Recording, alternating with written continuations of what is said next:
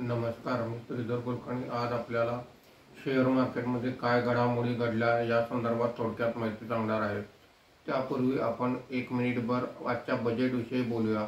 आज जे बजेट सादर करण्यात आलेलं आहे त्याच्यामध्ये शेतकरी, ग्रामीण विकास, रोजगार निर्मिती यासहित विविध क्षेत्रांवर भर देण्यात आलेला आहे। मुख्य म्हणजे शेअर मार्केटमध्ये गुंतवणूक करणाऱ्या व म्युच्युअल फंडमध्ये गुंतवणूक करणाऱ्या गुंतवणूकदारांसाठी कॅपिटल गेन टॅक्समध्ये बरेच बदल करण्यात आलेले आहेत।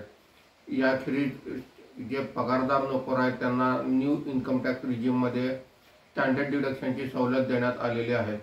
आता आजच्या मार्केटबद्दल मी माहिती सांगत आहे। आज सकाळी जेव्हा मार्केट सुरू झालं तेव्हा सेन्सेक्स हा 200 पॉईंटनी वर होता। माननीय अर्थमंत्री जेव्हा सकाळी 11 वाजता बजेट सादर करण्यास सुरुवात केली तेव्हा मार्केटही थोडंसं फ्लॅट होत होतं।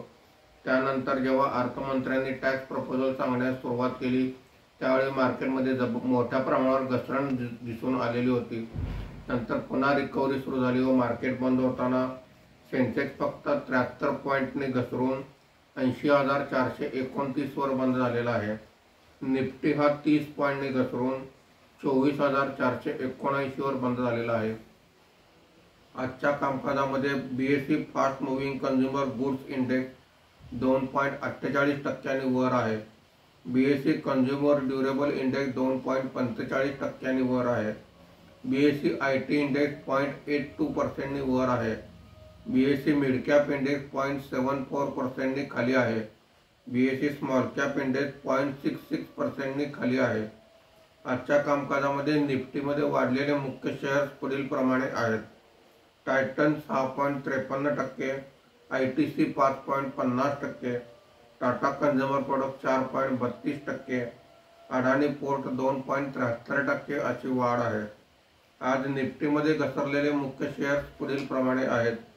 Shriram finance 3.12%, L&T 3.11%, Hindalco 2.80%, Bajaj finance 2.28% अशी घसरण आहे।